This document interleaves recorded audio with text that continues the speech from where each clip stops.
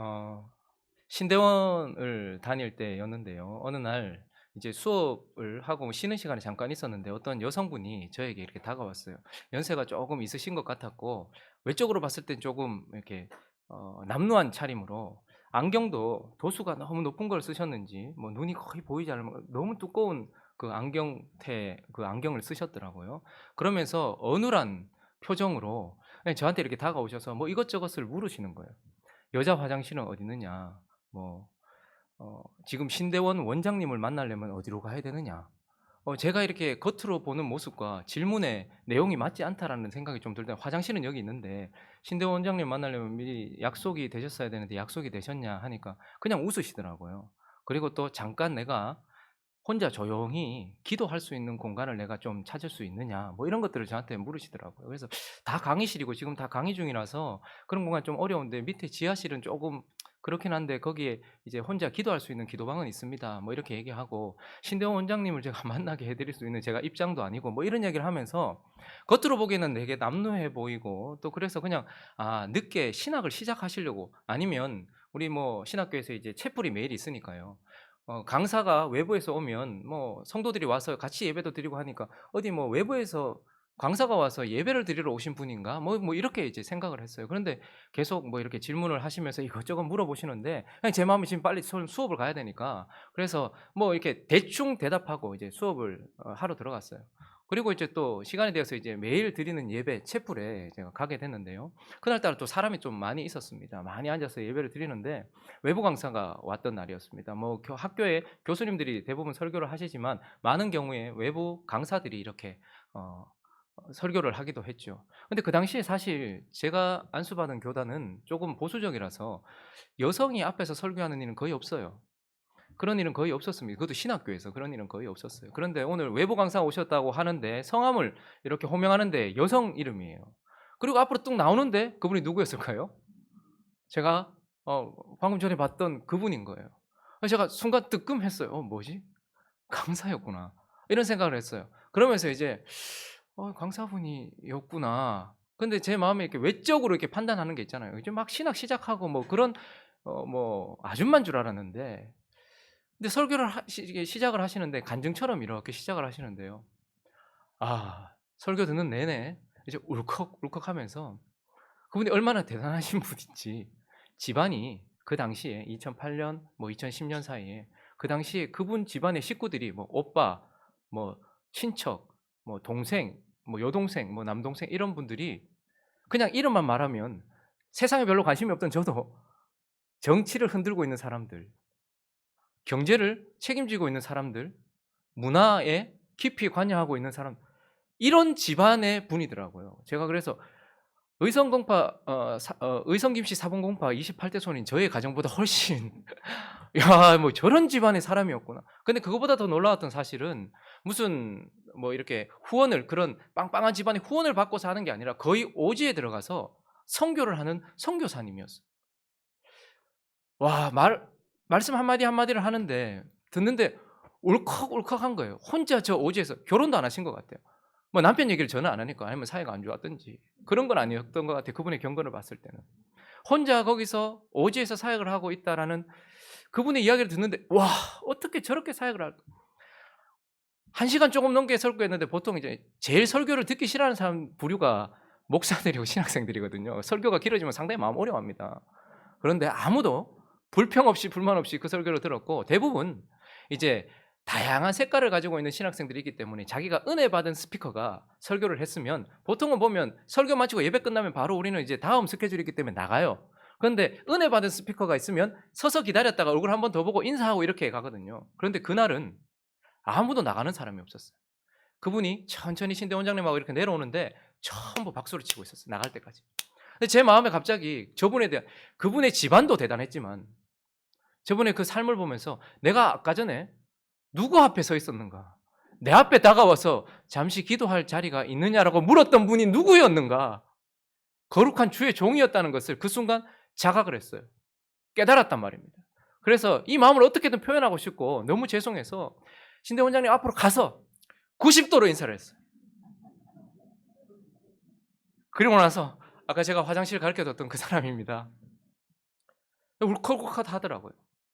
살다 보면 우리가 눈으로 보지만 제대로 보지 못하는 때가 많이 있고, 우리에게 정말 중요한 것은 '내가 보았다.'라는 사실이 아니라 '제대로 보았는가.'라는 자각이 있었는가 하는 것입니다. 자각이라는 단어의 사전적 의미는 현실을 파악하여 내 상황이나 처지, 그리고 이 상황에 대하여 제대로 스스로 깨닫게 된 때, 이것을 자각이라고 합니다. 그러나 영적인 의미로 하나님께서 성경을 통해서 우리에게 자각이라고 말씀하시는 순간은 내가 눈으로 보는 그 순간 성령에 의하여 영적으로 보게 되고 믿음으로 바라보게 되어 지금 이 상황과 나 자신과 그 사람을 하나님의 시각으로 바라보는 것, 이것이 바로 자각인 것입니다. 그래서 우리의 삶에는 보느냐 보다 제대로 보았느냐, 그리고 제대로 보았느냐 보다 영적으로 믿음으로 보았느냐라는 것이 중요하고, 이러한 제대로 된 자각은 우리 삶에 매우 중요하다라는 것이죠. 그래서 오늘은 말씀을 통해서 여러 교훈들이 또 나오지만 몇 가지 우리가 제대로 보아야 될 영역이 어딘지, 나는 지금 나의 신앙생활 가운데 눈으로는 보지만 믿음으로 보면서 바르게 보고 있는지를 살피면서 특별히 우리가 자각해야 되는 영역이 어떤 것인지 몇 가지 교훈을 살피려고 합니다. 그 첫 번째는요, 사람을 통해서 하나님을 대하고 있음. 우리는 지금 사람을 대하고 있지만 지금 이 순간 내가 하나님을 대하고 있다라는 그러한 자각이 우리 인생 가운데 있어야 한다라는 것입니다. 잠언 22장 22절을 한번 읽어볼까요? 읽습니다. 시작. 약한 자를 그가 약하다고 탈취하지 말며 권고한 자를 성문에서 압제하지 말라.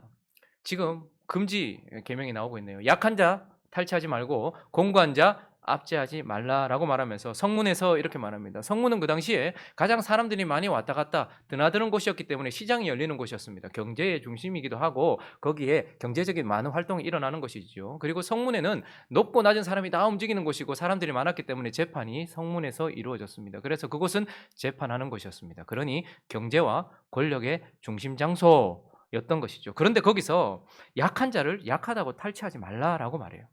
그리고 공고한 자, 힘없는 자를 압제하지 말라라고 말해요. 근데 그 근거가 무엇입니까? 23절 읽습니다. 23절 시작. 대저 여호와께서 신원하여 주시고 또 그를 노력하는 자의 생명을 빼앗으리라. 무서운 말씀입니다.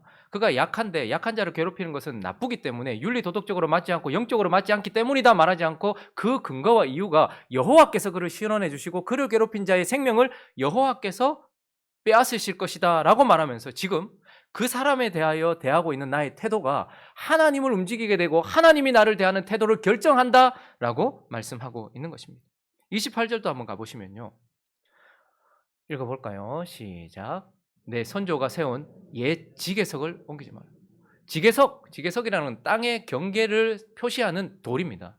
그러니까 우리 뭐 쉽게 말하면 우리는 지금 문서나 이런 걸 보면 땅이 이 사람은 몇 평 어디까지 자기 땅 이런 것이 돌로 표시가 되어 있다는 거죠. 그런데 그게 옛 지계석이라고 표현하는 것은 우리의 선조로부터 내려오는 것이고, 이스라엘 백성들에게 있어서 땅은 자신의 것이 아니라 하나님이 우리에게 주신 것이고 내 선조에게 주신 것이고 내 후손에게 주실 것이에요.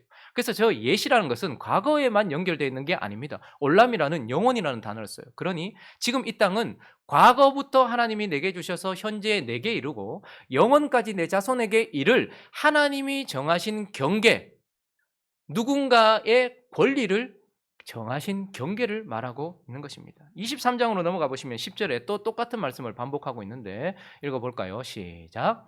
옛 지계석을 옮기지 말며 고아들의 밭을 침범하지 말라. 지계석을 함부로 옮기지 못하거든요. 그런데 그걸 옮겼다라는 것은 이 사람이 아주 하찮은 사람이었겠죠. 고아 같은 사람이었겠죠. 힘없는 사람이었겠죠. 그러니까 하나님이 영원부터 영원까지 정해놓으신 그 경계, 특별히 힘없는 사람의 권리를 위하여 하나님께서 정해놓으신 것이 있는데, 그런데 그들이 고아라고 쉽게 가서 아침에 일어나서 가보니까 내 땅이 여기까지였는데 갑자기 이만큼 줄은 거예요.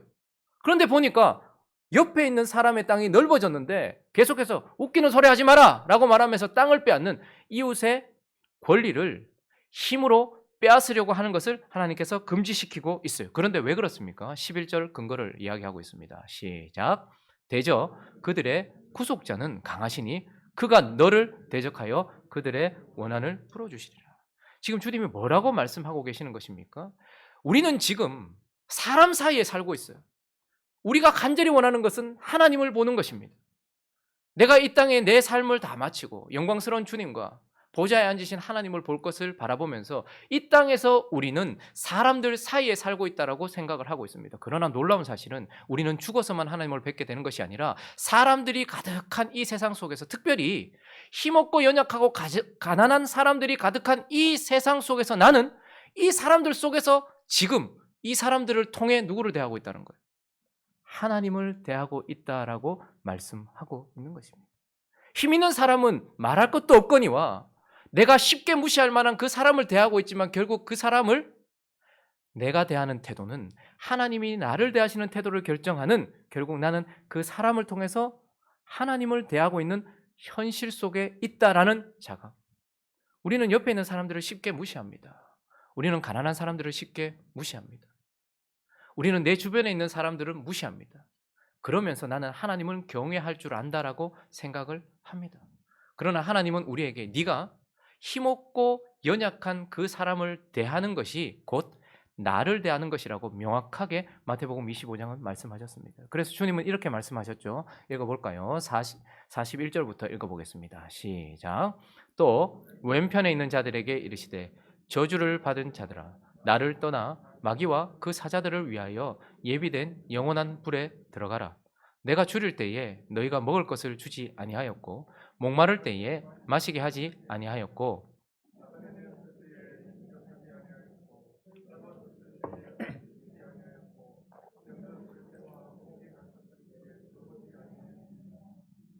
그들도 대답하여 이르되 주여 우리가 어느 때에 주께서 줄이신 것이나 목마르신 것이나 나그네 되신 것이나 헐벗으신 것이나 병드신 것이나 옥에 갇히신 것을 보고 공양하지 아니하더이까. 이에 임금이 대답하여 이르되 내가 진실로 너희에게 이르노니 이 지극히 작은 자 하나에게 하지 아니한 것이 곧 내게 하지 아니한 것이니라 하시니라. 아멘. 지금도 주님은 우리 가운데 계시는 줄로 믿습니다. 그런데 그 사람을 통하여서 우리가 그 주님을 대하고 있다라는 그러한 자각이 없이 우리는 쉽게 우리에게 힘들게 만드는 사람을 대하고, 혹은 연약한 사람을 대하고 부족한 사람을 대한다라는 것이죠. 그러나 우리는 지체 높은 사람을 대하는 것보다 더 조심하여 가난한 자들을 대해야 되고, 그들의 신원자 되시고 그들을 창조하시고 그들을 돌보시고 계시는 하나님을 대하듯이 그들을 대해야 된다라고 하나님은 우리에게 말씀하고 계시면서, 너의 현실 제대로 보고 있니? 지금 네 주변에 있는 그 사람을 통해 네가 하늘에서가 아니라 이 땅에서 하나님을 대하고 있다, 주님은 우리에게 말씀하고 계시는 것입니다. 그리고 오늘 말씀을 통하여 또 하나 우리가 자각해야 되는 것, 그 두 번째는 바로 내 일을 통해, 내가 하고 있는 이 일을 통해 사명을 대하고 있음, 하나님이 지금 주신 일을 하고 있음이라는 자각이 우리에게 있어야 된다라는 것입니다. 잠언 22장 마지막 절 29절을 한번 읽어볼까요? 시작. 네가 자기의 일에 능숙한 사람을 보았느냐? 이런 사람은 왕 앞에 설 것이요 천한 자 앞에 서지 아니하리라. 누가 왕 앞에 선대요? 저기서는 지체 높은 땅의 왕이기도 하지만 그 왕을 통해 진정하게 우리에게 드러내시고자 하는 왕 예수 그리스도, 하나님 앞에 설 것이다라고 말하는데 누가 하나님 앞에 선다고 말합니까? 우리는 대부분 큰 일을 한 자가 왕 앞에 설 것이라고 생각합니다. 그리고 일을 능숙하게 해서 좋은 결과를 가져온 자, 사람들에게 칭송받고 있는 자가 왕 앞에 설 것이라고 말합니다. 그러나 오늘 본문은 명확하게 일 앞에 무엇이라고 표현하고 있습니까? 자기의 일이라고 표현하고 있습니다. 우리는 다 달란트가 다르고 은사도 다르고 자리도 달라요.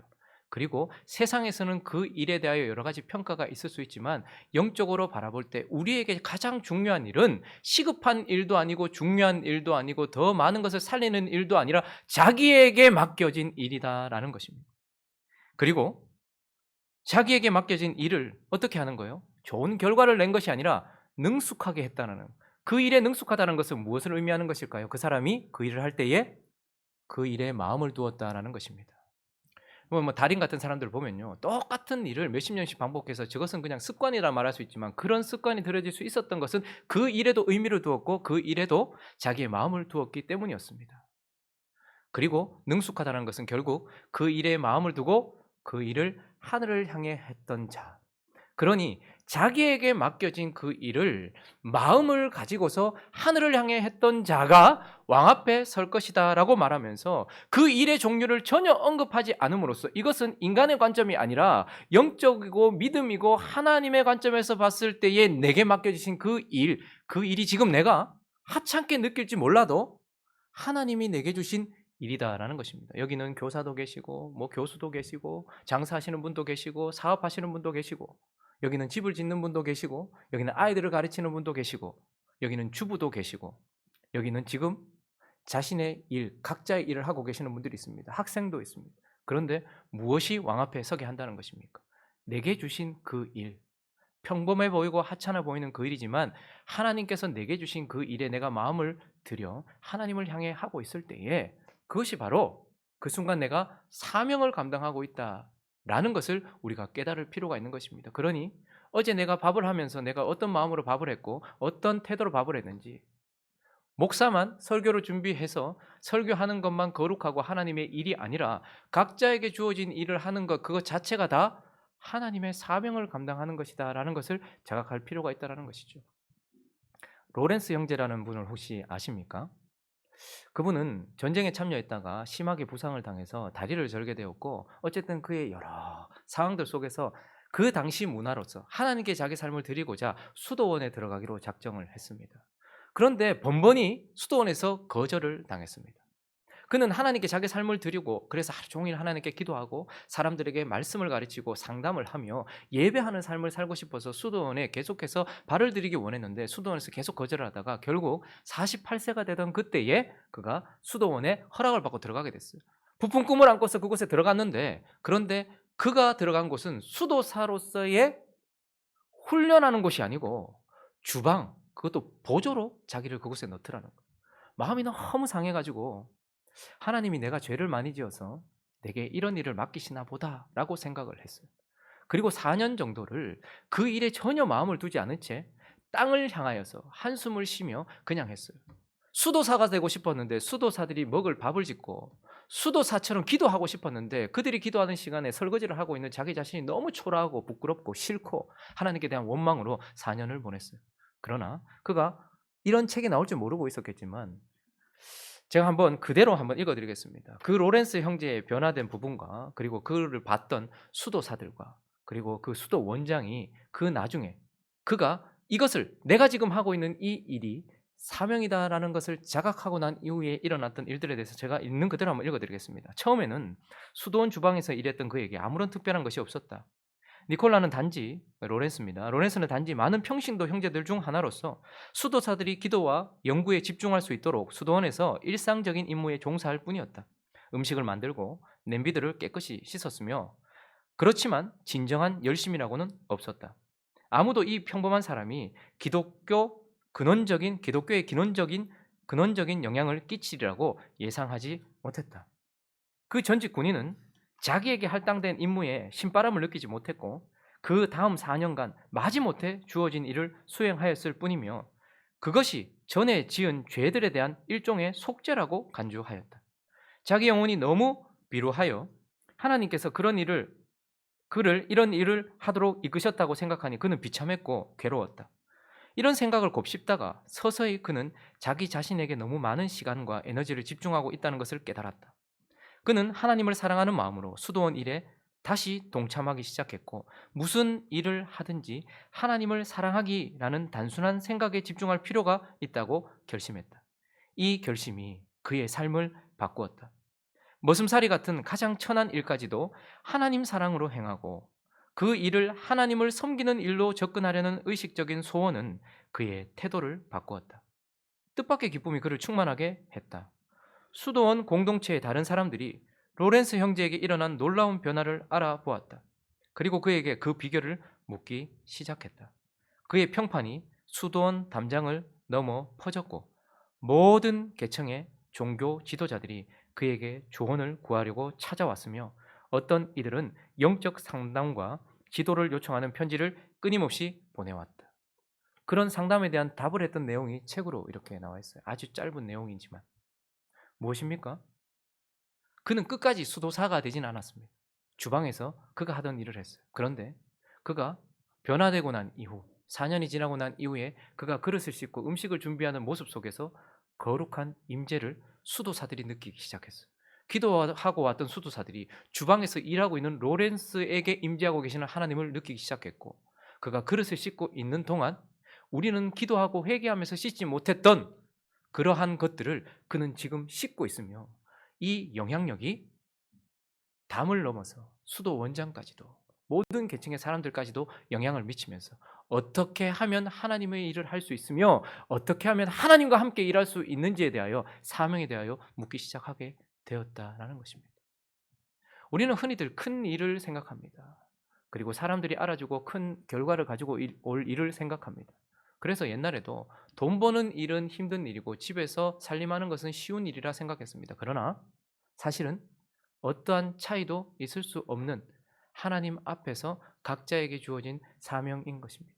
목사가 일주일 동안 말씀을 준비해서 선포하는 것이나 여러분들이 일주일 내내 살아오시다가 여기에서 귀를 열고 말씀을 듣는 것이나 똑같은 가치를 가지고 있는 것이며, 지금 내가 하나님께서 보내신 그곳에서 일을 하고 있는 것, 그것이 바로 내게 주어진 사명이며 그 일이 바로 왕이 내게 맡겨주신 일입니다. 그러므로 일의 크기는 결과의 크기에 있거나 가치의 크기에 있는 것이 아니라 그것을 시키신 분에게 있다라는 것입니다. 성경에 보면 후세라는 사람이 나옵니다. 그의 직분은 정확하지 않아요. 그저 성경은 그가 다윗의 친구였다라고 말하고 있어요. 다윗이 가장 힘들었을 때 압살롬이 아들이 반역하여서 성을 나가야 됐던 그때에 많은 사람들은 인심이 압살롬에게 향했기 때문에 남기를 원했을 것입니다. 그러나 그 중에 그래도 다윗을 사랑했던 사람들이 함께 나가려고 했을 때 후세도 그 자리를 지키려고 했었죠. 그런데 다윗이 그에게 너는 나를 따라오지 말고 성에 머물러라라고 얘기했어요. 이것은 후세에게 하기 힘든 일이었습니다. 죽어도 이 일은 싫었어요. 압살롬이 나중에 실제로 물어요. 당신은 내 아버지의 친구이면서 평생을 내 아버지와 함께 했으면서 그를 배신하고 내게 온 것이냐? 라고 묻습니다. 나는 이전에는 다윗을 섬겼고 지금은 너를 섬긴다라는 마음에도 없는 말을 해야 했던 그런 상황. 많은 사람들이 후세의 그런 모습을 보면서, 후세가 하고 있는 일을 보면서 마음이 어려웠을 것입니다. 후세도 그런 것들에 대해서 생각했겠죠. 그러나 다윗이 그에게 말했어요. 너는 여기 남아있다가 아이도벨의 모략을 패하게 하고 너의 말이 내게 닿으면 내가 움직이겠다라고 말하면서 그에게 주어진 아무도 모르는 다윗에게만 가치 있는 일을 위하여서 그가 그곳에 남게 된 것을 보게 되고, 그것이 바로 그에게 준 사명이었던 것입니다. 사람들은 돈을 얼마나 버느냐, 사람들이 얼마나 인정해 주느냐에 따라서 내 일을 자랑스러워하기도 하고 부끄러워하기도 합니다. 그러나 다시 한번 우리가 자각해야 될 필요가 있는 것은, 내게 주어진 그 일이 내 왕 대신 하나님이 주신 지금 내가 영원한 상급을 쌓고 그리고 내가 지금 해야 될 사명이라는 것을 자각하는 것입니다. 그러므로 오늘 하루도 그리고 우리의 삶 가운데서도 내가 지금 하고 있는 그 일이 주님의 사명이라는 것을 깊이 인식할 수 있는 저와 여러분 되시기를 예수 그리스도 이름으로 축원합니다. 한 가지만 더 살펴보겠습니다. 또 하나 우리가 반드시 자각해야 되는 것이 있습니다. 그것은 바로 일상을 통해서 죄가 내 안에 있음. 이것을 우리가 분명히 자각하고 살아야 한다라는 것입니다. 23장으로 넘어가면 2절에 이렇게 말하고 있는데, 네가 만일 음식을 탐하는 자이거든 내 목에 칼을 둘 것이다. 원문은 순서가 바뀌어 있고 아주 강한 어조로 칼을 둬라 네 목에, 죽음을 각오해라. 어떠면 음식에 대하여서 탐심, 욕심을 가지게 되면 차라리 죽는 것이 낫다는 거예요. 칼을 그 앞에 대고, 그러니까 욕심에 대해서 강하게 지금 질책하고 있는 것입니다. 왜 그럴까요? 음식에 대한 욕심이 1절을 보시면, 1절을 한번 볼까요? 네가 관원과 함께 앉아 음식을 먹게 되거든 삼가 네 앞에 있는 자가 누구인지를 생각해. 그러니까 앞에 있는 자가 누구인지도 잊어버릴 만큼 그 욕심이 나를 비루하게 만든다는 말입니다. 음식을 향한 욕심이 지금 관원과 함께, 지체 높은 사람과 함께 도덕과 예의를 지키면서 행해야 되는 이 상황 속에서도 내 자신이 내 앞에 누구인지도 인식하지 못하게 만드는 것이 욕심이다라는 거예요. 3절은 또 이렇게 말하고 있습니다.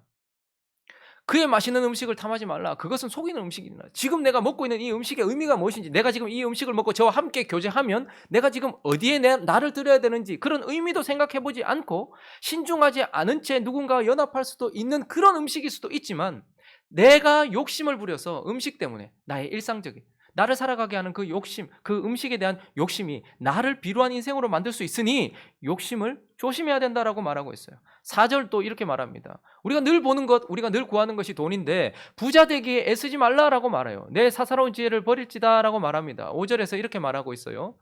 네가 어찌 허무한 것에 주목하겠느냐. 허무하다는 것, 쓸데없다는 것이 아니에요. 영원하지 않다라는 것을 말하고 재물은 스스로 날개를 내어 하늘을 나는 독수리처럼 날아갈 수도 있다. 그러니 너의 시간을 허무하게, 너의 삶을 허무하게 만들고 너의 시간을 허비하게 만들 것 같은 이 돈에 대하여서 돈을 구하지 말라는 것이 아니라 부자 되기 위하여 애쓰는, 그러니 필요를 구하는 것이 아니라 욕구를 구하고 있는, 더 많은 욕심을 구하고 있는 그런 것들에 대하여 조심하라라고 말하고 있어요. 우리의 일상에서 음식과 돈은 매우 중요한 것인데 거기서 욕심을 부리지 말라라고 말하고 있어요. 왜 그럴까요? 이것의 시작은 사실 욕심이 아닙니다. 음식을 보면서 욕심으로 다가가는 사람이 누가 있습니까? 돈을 보면서 욕심으로 다가가는 사람 많죠. 그렇지만 그것이 시작은 아닙니다. 사실은 건전한 욕구에서부터 시작이 됩니다. 우리가 음식에 손을 대는 것은 살기 위해서, 먹기 위해서 하는 거예요. 그리고 하나님은 이것을 통해서 우리가 음식을 먹도록 허락하신 건전한 것이고 중립적인 것입니다. 그러니 음식에 대한 욕구는 우리로 살게 하는 거룩한 것이고 아름다운 것입니다. 그리고 물질에 대한 욕구는 우리로 부지런하게 만들며 나의 삶에 열심을 내게 만드는 것이기도 합니다. 그러나 문제는 무엇이죠? 이 욕구가 죄를 만나는 순간, 그리고 이 욕구가 죄에게 지배당하는 순간 욕구는 무엇이 된다는 거예요? 욕심이 되고 탐심이 되어 탐심은 곧 우상 숭배니라 라고 말하고 있는 것입니다. 그런데 이러한 욕구를 우상 숭배까지 끌고 가는 것이 어디에 있는 것입니까? 밖에 있는 것이 아니라 내 안에 있는 것이며, 내 안에 있는 죄가 그 순간 그것들을 대할 때에 나도 모르게 나를 우상 숭배자로 만들 수 있는 위험한 것이 언제나 내 속에 있다라는 것을 자각하라는 말입니다. 우리는 마치 우리가 전혀 병에 대한 요인이 없거나 영적인 흠이 없는 것처럼 무절제하며 무주의하며 그렇게 살아갈 때가 있습니다. 그러나 우리의 역사 속에서 우리가 잊지 말아야 될 것 중에 하나는, 우리가 새하늘과 새 땅을 보기 전까지 이 땅에 사단이 역사한다라는 사실이에요. 이거 하나 잊지 말아야 됩니다. 창세기부터 요한계시록까지 계속해서 등장하는 것이, 그리고 모든 역사에 무엇인가를 끼치는 것이 사단입니다. 그러나 그것만큼 더 중요한 것은 내 인생을 시작하는 그 시점에 우리는 빈손으로 왔다고 하지만 그 움켜진 손에 우리는 무엇을 들고 왔을까요? 내 속 가장 깊은 곳에 나는 죄를 소유하고서 이 땅으로 왔습니다. 그리고 우리는 죽는 그날까지도 이 죄를 완전히 해결하지 못한 채 주님 앞에 서게 될 것으로. 그래서 이 죄 때문에 우리는 더 겸손해야 되고, 이 죄 때문에 더 주님을 의지하게 되는, 하나님이 선용하시는 것이긴 하지만, 그러나 우리가 절대 간과하지 말아야 될 것들이 있단 말입니다. 그것이 바로 내 속에 있는 죄라는 것이고, 그 죄가 언제든지 나의 건전하고 아름다운 욕구와 나의 필요를 욕심으로 바꾸고 나를 비루한 인생으로 만들 수 있는, 나는 언제나 죄의 종로로 탈 수 있는 인생이다라는 것. 그래서 우리는 내 등에 십자가를 지고 가는 자여야 하고, 욕심으로 넘어가려고 하는, 죄의 지배를 받으려고 하는 순간 나 자신을 부인해야 되는 그런 자라는 것을 인식하고 가야 된다라는 것입니다. 여러분, 왜 우리가 삶을 살 때 보는 것을 주의해야 되겠습니까? 왜 음식을 주의해야 됩니까? 왜 우리는 건전한 삶을 위해서 하루하루를 그렇게 살아야 되는 것입니까? 그것 자체가 나쁘다기보다는 그것이 내 안에 있는 죄와 만나 나를 더럽힐 수 있는, 우리는 그런 위험한 존재다라는 것을 자각해야 될 필요가 있기 때문인 것입니다. 그래서 정리를 한다면 우리가 자각해야 되는 건 여러 가지가 있겠지만, 예수를 따르던 제자들이 분명하게 자각하고 있었던 것 한 가지는 갈라디아서 2장 8절부터 보실까요? 읽어주시겠습니까? 시작.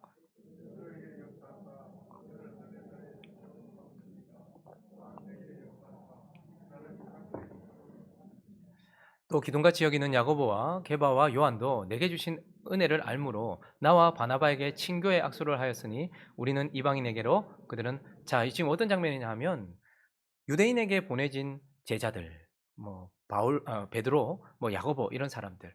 그런데 우리는 이방인으로 보내진 제자들. 그러니까 서로 인정되었다라고 말하고 있어요. 자, 그러면서 이제 10절에 넘어가 보면요. 다만 우리에게, 읽어볼까요? 시작. 다만 우리에게 가난한 자들을 기억하도록 부탁하였으니 이것은 나도 본래부터 힘써 행. 그들이 바울과 바나바 이방인에게 보내진 사도를 인정하면서 한 가지 부탁했던 것이 있는데 그것이 무엇이냐면 그들 유대인들의 사도들 제자들이 가난한 자들을 기억하면서 가난한 자를 대하다가 나그네를 대하다가 부지 중에 천사를 대접한 자들도 있고 가난한 자들은 예수 그리스도를 대하는 것과 같이 대해야 된다는 것을 그들에게 말했는데 바울도 우리도 그걸 알고 있다라고 말하면서 예수 그리스도를 따르던 제자들은 사람을 특별히 연약하고 부족한 사람들을 대하면서 내가 하나님을 대하고 있다는 것을 자각했다라는 것을 우리는 보게 되는 것입니다. 그러므로 우리 또한 우리 주변에 있는 연약한 그리고 주변에 있는 하나님의 피조물이며 구원, 핏값 주고 사신 사람들을 대할 때 나는 하나님을 대하고 있다라는 마음을 가져야 된다는 것이고 요한복음 19장 27절은 가장 길게 사역을 했던 사도 제자들 중에 한 사람이었던 요한에게 주님이 주셨던 사명은 그 제자에게 이르시되 보라 네 어머니라 하신대 읽을까요? 셋째 줄 시작. 그때부터 그 제자가 자기 집에 모시 너희는 가서 모든 족속으로 제자를 삼아 아버지와 아들과 성령의 이름으로 세례를 베풀고 내가 너에게 지시한 땅으로 가라. 이런 큰 사명 앞에서 요한은 왜 하필 가장 사랑하셨는데 내 어머니 좀 돌봐라라는 것 그걸 주셨을까요? 그러나 요한은 자기에게 주어진 그 일이 열방으로 나가는 그 일 못지않게 중요한 일이며 더 가치 있는 일이라는 것을 자각하였고 마리아가 돌아가시기까지 그는 그를 돌보았던 것을 보게 되는 것입니다. 이건 누구나 하는 것 아니냐? 부모가 늙었는데 그러나 그것이 아니라는 것이죠. 내게 주어진 그 일을 할 때 나는 주님이 주신 사명을 대하고 있다는 것을 제자들이 자각하였다는 것입니다. 그리고요. 평생을 하나님께 드렸던 바울이 로마서 7장 21절에 이렇게 말합니다. 그러므로 내가 한 법을 깨달았노니 곧 선을 행하기 원하는 나에게 악이 죄가 함께 있는 것이로다. 내 속사람으로는 하나님의 법을 즐거워해서 나는 그렇게 살고 싶지만 내 지체 속에서 죄가 한 다른 법이 내 마음의 법과 싸워 내 지체 속에 있는 죄의 법으로 나를 사로잡아 가는 것을 보는도다.